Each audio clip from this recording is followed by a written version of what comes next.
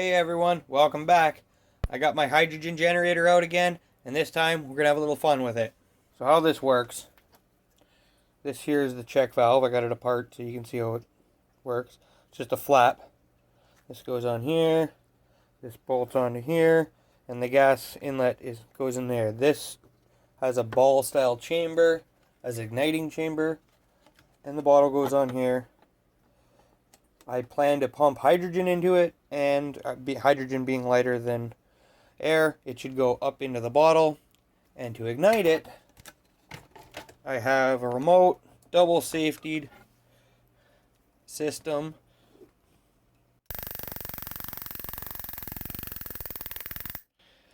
So that should ignite any sort of flammable gas that's in there. I'm outside, just about ready to go. Hopefully I can get a couple shots off before it starts raining. It's kind of gloomy up there, but everything's wired up. My triggers set up around the corner, and yeah, I'm gonna start it with a 30-second runtime and go from there.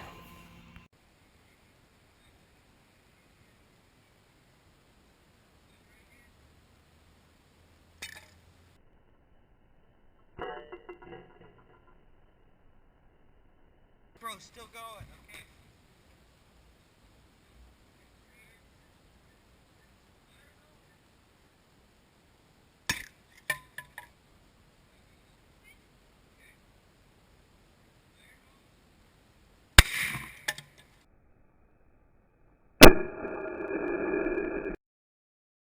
That was rather exciting.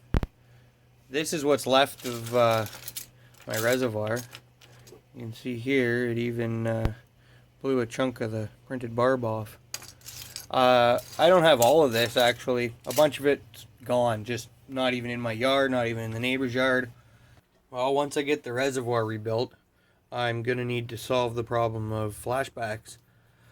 So, originally I had this guy on here, which is just a check valve style flashback arrestor, and I can blow back through it a little bit. I don't think it's working very well.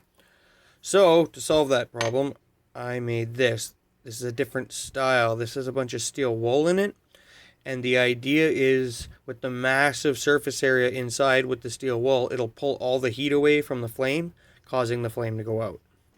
My second solution to the problem is to move the electrode, or the ignition point, way up inside the bottle. You can see in there. I'm gonna test it right now, make sure it works. Here's the replacement water tank.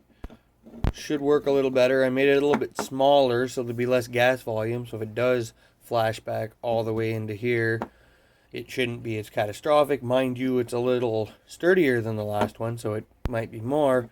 So I built in this safety device. In the cap here, I have a paper disc that I had clear coated on both sides. Get that right out of there. And the idea is that if it does flash back, it'll burst this and let all the pressure out the big hole in the top. Hopefully that'll save us from any more catastrophic explosions. We're outside again. All the new parts and the modifications. It's been running for a few minutes. Hopefully the system is purged and hopefully that holds up. We'll see what happens.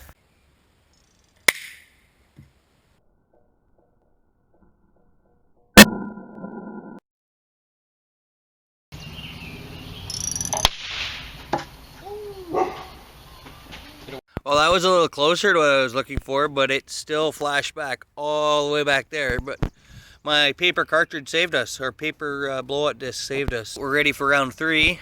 New cap, or new disc. And we're gonna go for about 8 minutes this time. 2, 1. Woo!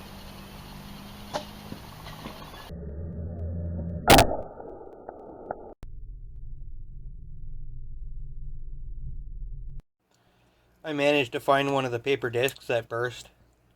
You can see it just tears around the edge there. At any rate, next up, 10 minutes.